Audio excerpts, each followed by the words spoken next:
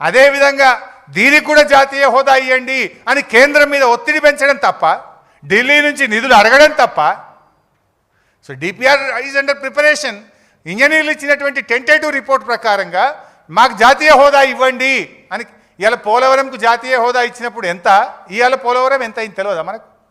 ఆనాడు పోలవరం స్టార్ట్ చేసిన నాడు ఎంత, మధ్యలో 2 సార్లు ఎంత పెరిగింది, ఇప్పుడు ఎంత పెరుగుతుంది? 1,00,000 కోట్లైనా పోలవరం కాదు. స్టార్ట్ చేసిన నాడు 10,000 కోట్లు అన్నారు. 1,00,000 కోట్లు ఇచ్చినా పోలవరం ఇంకా పూర్తి కాదు, ఇంకా మిగిలే ఉంటుంది.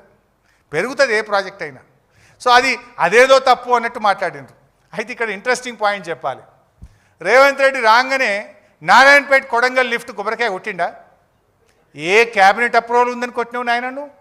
ఏ డిపిఆర్ ఉందని కొట్టినావు నాయన నువ్వు? ఏ సిడబ్ల్యూసి కమిషన్ రిపోర్ట్ ఉందని నువ్వు పనులు స్టార్ట్ చేసినావని అడుగుతున్నా. ఇది నేను నోటి మాట చెప్తలేను. ఇన్ఫర్మేషన్ యాక్ట్లో నేను అడిగితే సమాధానం 11/9/2024లో రాష్ట్ర ప్రభుత్వ ఇరిగేషన్ శాఖ ఇచ్చిన ఆన్సర్ నాకు, please provide calculations and details of cost benefit ratio అన్న రిప్లై, డిపిఆర్ అండర్ ప్రిపరేషన్. ఎప్పుడు కొట్టిండు రేవంత్ రెడ్డి కొబ్బరికాయ? ఫిబ్రవరి 2024లో కొట్టిండు. నాకు రిప్లై ఎప్పుడు వచ్చింది? 9th month 2024లో వచ్చింది, సెప్టెంబర్లో. అంటే డిపిఆర్ లేకుండానే కొబ్బరికాయ కొట్టిండు, పనులు స్టార్ట్ చేసిండు. నెక్స్ట్ ప్లీజ్ అదే ఉండు బాబు, back ఇందాకది back right. Please provide clearance documents from central water commission, ministry of environment and central electricity authority under process. అంటే సిడబ్ల్యూసి అనుమతి లేదు, ఎన్విరాన్మెంట్ అనుమతి లేదు, డిపిఆర్ లేదు. మరి ఇవాళ దాన్ని పనులు ప్రారంభించరు, బిల్లులు చెల్లించరు. ఇప్పుడు ఎవరిని వేయాలి లోపల? కాళేశ్వరంకి అన్ని అనుమతులు ఉన్నాయి. నువ్వు ఏ అనుమతులు లేకుండా, డిపిఆర్ లేకుండా, సిడబ్ల్యూసి అనుమతులు లేకుండా నువ్వు ఎట్లా కడతావు ఈ ప్రాజెక్టు అని అడుగుతున్నా. అంటే మాట్లాడు ఈజీ, దీనికి సమాధానం చెప్పండి. మరి ఇప్పుడు ఉంటే చూపి ఉత్తమ్ కుమార్ రెడ్డి. నారాయణపేట కొడంగల్ లిఫ్ట్ ఇరిగేషన్ ఏదైతే నువ్వు 4,350 కోట్లతో స్టార్ట్ చేసినావో దానికి సిడబ్ల్యూసి అనుమతి ఉందా? దానికి నీటి కేటాయింపులు ఉన్నాయా? దానికి డిపిఆర్ ఉందా? దానికి ఏదైనా కేంద్ర ప్రభుత్వం నుంచి ఒక్క అనుమతి ఉందా? ఏ అనుమతి లేకుండా కొబ్బరికాయ ఎట్లా కొట్టినావు, పనులు ఎట్లా స్టార్ట్ చేసినావు, బిల్లులు ఎట్లా చెల్లించినావో సమాధానం చెప్పు ఫస్ట్. నెక్స్ట్ ఇక ఇదో కథ. ఈడు ఎన్డిఎస్ఏ అని అదొక రాగం తీస్తుర్రు. అసలు ఎన్డిఎస్ఏ సంగతి చెప్పాలి. ఇక ఈ NDSA national dam safety authority. ఈ ఎన్డిఎస్ఏలో ఎవరు పనిచేస్తారు? Who is NDSA? అది కూడా సిడబ్ల్యూసిలో అంతర్భాగం. సెంట్రల్ వాటర్ కమిషన్లో ఇందాక వ్యాప్కోస్ చెప్పిన కదా, వ్యాప్కోస్ కూడా సిడబ్ల్యూసిలో అంతర్భాగం, ఎన్డిఎస్ఏ కూడా సిడబ్ల్యూసిలో అంతర్భాగం. అక్కడ ఎవరు ఉద్యోగం చేస్తారు? సిడబ్ల్యూసి ఇంజనీర్లనే వ్యాప్కోస్ ఎండీగా వేస్తుంటారు, సిడబ్ల్యూసి ఇంజనీర్లనే ఎన్డిఎస్ఏకి వేస్తుంటారు. మొత్తం ఇప్పుడు మన జిఆర్ఎంబీకి అయినా సిడబ్ల్యూసి వాళ్ళే వస్తారు, కేఆర్ఎంబీకి అయినా సిడబ్ల్యూసి వాళ్ళే వస్తారు, పోలవరం ప్రాజెక్ట్ అథారిటీలోనైనా సిడబ్ల్యూసి వాళ్ళే వస్తారు, లేదు ఎన్డిఎస్ఏ అయినా సిడబ్ల్యూసి వాళ్ళే వస్తారు. అంటే ఆ సిడబ్ల్యూసిలో రిక్రూట్ అయినటువంటి ఇంజనీర్లలో వాళ్ళను వాళ్ళ కెపాసిటీల ఆధారంగా వేరియస్ సందర్భాల్లో ప్రమోషన్ల మీద, మనకు జిఆర్ఎంబీ కేఆర్ఎంబీ ఉంది కదా హైదరాబాద్లో, అందులో కూడా సిడబ్ల్యూసీలో ఉంటారు, ఎన్డిఎస్ఏలో కూడా సిడబ్ల్యూసీ ఉంటారు, పోలవరం ప్రాజెక్టుకి కూడా సిడబ్ల్యూసీ ఉంటుంది. ఇక now I will come to the point. ఏంది అసలు ఎన్డిఎస్ఏ కథ ఏంది? మరి ఎన్డిఎస్ఏ అనేది దేశం మొత్తానికి ఒకే నీతి ఉండాలనా, రాష్ట్రంకి ఒక నీతి ఉంటుందా? గోదావరి నది మీద మనం కట్టిన మేడిగడ్డలో 2 పియర్స్ కుంగిపోయినాయి. దానికి పిలవకుండానే రాష్ట్ర ప్రభుత్వం పిలిస్తే రావాలి. అప్పుడు అసెంబ్లీ ఎలక్షన్లకు నోటిఫికేషన్ వచ్చింది, కోడ్ ఆఫ్ కండక్ట్ ఉంది, మనం పిలవకుండానే వచ్చిండ్రు. 3 రోజుల్లో రిపోర్ట్ ఇచ్చిండ్రు, 3 రోజుల్లో అసెంబ్లీ ఎలక్షన్లు ఉన్నాయని చెప్పి 1st November అనుకుంటా, 30th November ఎలక్షన్ అయింది కదా, 1st November నాడు రిపోర్ట్ ఇచ్చిండ్రు. నామినేషన్లు పడుతుండే రిపోర్ట్ వచ్చింది 1st November నాడు. అంటే మీ ఉద్దేశం ఏంది? రాజకీయ దురుద్దేశం. అది కుంగిన 2 రోజులకే వచ్చిండ్రు, 3 రోజుల రిపోర్ట్ ఇచ్చిండ్రు.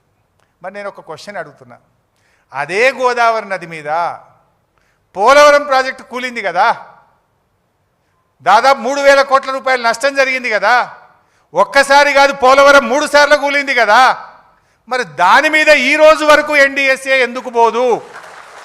ఎన్డీఎస్ఏ ఎందుకు రిపోర్ట్ ఇయ్యదు? 5 ఏళ్ళైంది ఇప్పటికి పోలవరం కూలి. 5 సంవత్సరాలు పని ఆగిపోయింది అక్కడ.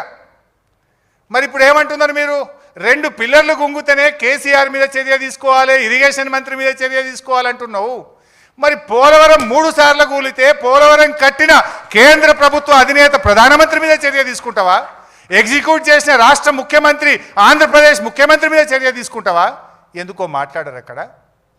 పోలవరం నేషనల్ ప్రాజెక్ట్, కడుతున్నది కేంద్ర ప్రభుత్వం. మరి పోలవరం కూలితే ప్రధానమంత్రి నైతిక బాధ్యత వహించాలనా? పోలవరం కూలితే ఎగ్జిక్యూటివ్ చేసిన రాష్ట్ర ప్రభుత్వం బాధ్యత వహించాలనా? అక్కడ ఎందుకో మాట్లాడరు. మరి ఇదే గోదావరి నది కిందికి మేడిగడ్డ మీద ఉంటుంది, కిందికి పోతే పోలవరం. మరి 3 సార్లు కూలింది. ఈడ కుంగినే 2 పిల్లర్లు.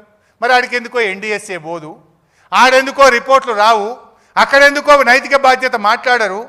ఇదంతా రాజకీయ కుట్రతోని 2 పిల్లర్లు గుంగితే ఇంత కథ చేస్తారు. ఇక ఇంకా అసలు పాయింట్ చెప్పాలి. గమ్మత్ ఏంటంటే పోలవరం కూలినప్పుడు దానికి ఇంజనీర్ ఎవరు తెలుసా? ఎన్డీఎస్ఏ రిపోర్ట్ ఇచ్చిన చంద్రశేఖర్ అయ్యర్. ఆయన కట్టిందే కూలింది, ఆయన వచ్చి మనకు చెప్తారట్టుగా. ఇది ఏం పంచాయతీ, ఎక్కడి కథ ఇది? మీకు ఎన్డీఎస్ఏ చైర్మన్గా పనిచేసిన చంద్రశేఖర్ అయ్యర్ పోలవరం అథారిటీ చైర్మన్గా ఉంటూ నిర్మించిన డయాఫ్రేమ్ వాల్ కొట్టుకుపోయింది. అంటే పోలవరం ప్రాజెక్ట్ అథారిటీ అంటే ఏంటంటే దాంట్లో కేంద్ర ప్రభుత్వ ఇంజనీరు చైర్మన్గా ఉంటాడు, రాష్ట్ర ప్రభుత్వ ఇంజనీర్లు సభ్యులుగా ఉంటారు. అలా తెలంగాణ ప్రిన్సిపల్ సెక్రటరీ కూడా ఒక మెంబర్ ఉంటాడు, ఎందుకంటే మనకు ముంపు ఉంటుంది కనుక. అయితే ఆ పోలవరం ప్రాజెక్ట్ అథారిటీ చైర్మన్ ఎవరు? సిడబ్ల్యూసి ఇంజనీర్ ఎవరంటే చంద్రశేఖర్ అయ్యర్. ఇప్పుడు ఎన్డీఎస్ఏ రిపోర్ట్ ఎవరు ఇచ్చారు? చంద్రశేఖర్ అయ్యర్ ఇచ్చాడు. ఆయన గట్టిన పోలవరమే కూలిపోతే దిక్కులేదు, ఇక ఆయన వచ్చి 2 కుంగిన పిల్లలకు రిపోర్ట్ ఇస్తారట. అంటే ఇది ఏ పార్టీ నిజాయితీ, ఏం సిన్సియారిటీ, దీని వెనుక ఉన్న కుట్ర ఏందో ఇవాళ మీరు రాష్ట్ర ప్రజలు అర్థం చేసుకోగలుగుతారు. ఇదంతా కూడా ఇంకా ఆ రిపోర్ట్లు కూడా ఎట్లా వచ్చినాయో మీకు తెలుసు ఎగ్జాక్ట్గా. అసెంబ్లీ ఎలక్షన్ల ముందు ప్రిలిమినరీ రిపోర్ట్, పార్లమెంట్ ఎలక్షన్ల ముందు మధ్యంతర నివేదిక. ఇక బీఆర్ఎస్ పార్టీ 25 ఏళ్ళు నిండిన రజతోత్సవం జరుపుకుంటుందంటే ఇక ఆ రోజు తుది నివేదిక. ఈ రకంగా చేస్తుంటారు. మరి ఇంకోటి అడుగుతా, ఎస్ఎల్బీసీ. మొన్న ఎస్ఎల్బీసీ కుప్పకూలింది. కాళేశ్వరం అంటే ఏందో మీకు నెక్స్ట్ చెప్తా. కాళేశ్వరంలో 100 కాంపోనెంట్లు ఉన్నాయి, 100లో మేడిగడ్డ ఒకటి. ఆ మేడిగడ్డలో 2 పిల్లర్లు గుంగినాయి. దానికి ఇంత సినిమా చేసినావు. మరి ఎస్ఎల్బీసీ మొత్తానికే కుప్పకూలింది కదా, 6 శవాలు ఈరోజు కూడా బయటకు రాలే ఇంకా. మరి ఎస్ఎల్బీసీ కూలితే రేవంత్ రెడ్డి, ఉత్తమ్ కుమార్ రెడ్డి కూడా బాధ్యత వహించాలి కదా ఈ రిపోర్ట్ ప్రకారంగా. 2 పిల్లలు గుంగితే కేసీఆర్ది తప్పు, హరీష్ రావు తప్పు అంటున్నావు. మొత్తం ఎస్ఎల్బీసీ కొట్టుకుపోయింది, ఎస్ఎల్బీసీ కుప్పకూలింది, 6 శవాలు బయటకు రాలేదు. దానికి ఈ రిపోర్టే బేసిస్ అనుకుంటే రేవంత్ రెడ్డి, ఉత్తమ్ కుమార్ రెడ్డి కూడా బాధ్యత వహించాల్సి ఉంటుంది. Are they ready? అంటే ఏంది ద్వంద్వ నీతి? ఏంది పోలవరంకో నీతి, ఎస్ఎల్బీసీకో నీతి, కాళేశ్వరంలో 2 పిల్లర్లకో నీతా? నెక్స్ట్ అద్దెపెట్టు ముందు రైట్. సరే, కాళేశ్వరం రేవంత్ రెడ్డి నిన్న గారిని ఎప్పుడు మాట్లాడినా ఉత్తమ్ కూడా కాళేశ్వరం కుప్పకూలింది, కాళేశ్వరం కుప్పకూలింది అని గోబల్స్ మాటలు మాట్లాడతారు. అసలు వాట్ ఈజ్ కాళేశ్వరం? పోయిన ఎండాకాలంలో కూడా కాళేశ్వరం ద్వారా లక్షలాది ఎకరాల్లో పంట పండింది. I'm ready for any kind of challenge. పండలేదా Kaleshwaram ద్వారా? బస్వాపూర్ కింద నల్గొండ జిల్లాలో పండింది, కొండ పోచమ్మ సాగర్ కింద మెదక్ జిల్లాలో పంట పండింది, మల్లన్న సాగర్ కింద సిద్దిపేట సిరిసిల్ల జిల్లాలో పంట పండింది, రంగనాయక్ సాగర్ కింద సిద్దిపేట సిరిసిల్ల జిల్లాలో పంట పండింది, అన్నపూర్ణ కింద కరీంనగర్ జిల్లాలో పంట పండింది. ఇది నిజం కాదా? కూలిందని మాట్లాడతావు. కాళేశ్వరం అంటే 3 బ్యారేజీలు, 15 రిజర్వాయర్లు, 19 సబ్స్టేషన్లు, 21 పంప్ హౌస్లు, 203 కిలోమీటర్ల సొరంగము, 1531 కిలోమీటర్ల గ్రావిటీ కెనాలు, 98 కిలోమీటర్ల ప్రెజర్ మెయిన్, 141 టీఎంసీల రిజర్వాయర్ల సామర్థ్యము, 530 మీటర్ల ఎత్తుకు లిఫ్టు, 240 టీఎంసీల నీటి వినియోగం. All are perfect, everything is perfect. నేను అడుగుతున్నా, ఈ 15 రిజర్వాయర్లు ఇంటాక్ట్ లేవా? పోదామా? ఎవరు వస్తారో రండి, పోదాంపా. బసవాపూర్ పోయి నిలబడి చూద్దాంపా, కొండ పోచమ్మ మీద నిలబడి చూద్దాంపా, మల్లన్న సాగర్ కట్ట మీద నిలబడి చూద్దాంపా, రంగనాయక్ సాగర్ కట్ట మీదకి పోయి అడుగుదాంపా, అన్నపూర్ణ కట్ట మీద పోయి నిలబడదాంపా. 15 రిజర్వాయర్లు పర్ఫెక్ట్గా ఉన్నాయా లేవా? ఆ రిజర్వాయర్ల కింద నీళ్లు పారుతున్నాయా లేవా? పంటలు పండుతున్నాయా లేవా? మరి కూలింది అంటావు. 19 సబ్స్టేషన్లు పర్ఫెక్ట్ ఉన్నాయి, 21 పంప్ హౌస్లు ఇంటాక్ట్ ఉన్నాయి, 203 కిలోమీటర్ల టనల్ ఇంటాక్ట్ ఉన్నది, 1531 కిలోమీటర్ల గ్రావిటీ కెనాల్ పక్కాగా ఉన్నది, ఇన్ని 98 కిలోమీటర్ల ప్రెజర్ మెయిన్ పక్కా ఉన్నది.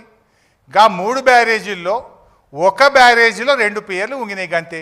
అది పెట్టు బాబు. నెక్స్ట్ ఇది సుందిల్లా 74 గేట్లు. 74 గేట్లు అంటే ఈ 2 piers, this is called pier, this is called pier. ఈ 2 పియర్ల మధ్య ఉండేది గేట్. ఇదొక పియర్, ఇదొక పియర్, 2 పియర్ల మధ్య ఉండేది గేట్. సో గేట్ల సంఖ్య 74 అంటే ఏమవుతుంది? పియర్లు 75 ఉంటాయి, ఒకటి ఎక్కువ ఉండాలి కదా, మధ్యలో రావాలి కదా. సో సుందిలలో 75 పియర్లు ఇంటాక్ట్ ఉన్నాయి, బ్యారేజ్ ఇంటాక్ట్. ఇది నేను చెప్పలే, ఉత్తమ్ కుమార్ రెడ్డి శాసన మండలిలో కోదండరాం ప్రశ్న అడిగితే సుందిల్ల అన్నారం బ్యారేజీలు సేఫ్ అని ఉత్తమ్ కుమార్ రెడ్డి అసెంబ్లీలో చెప్పిండు. అడిగింది కోదండరాం, చెప్పింది ఉత్తమ్ కుమార్ రెడ్డి.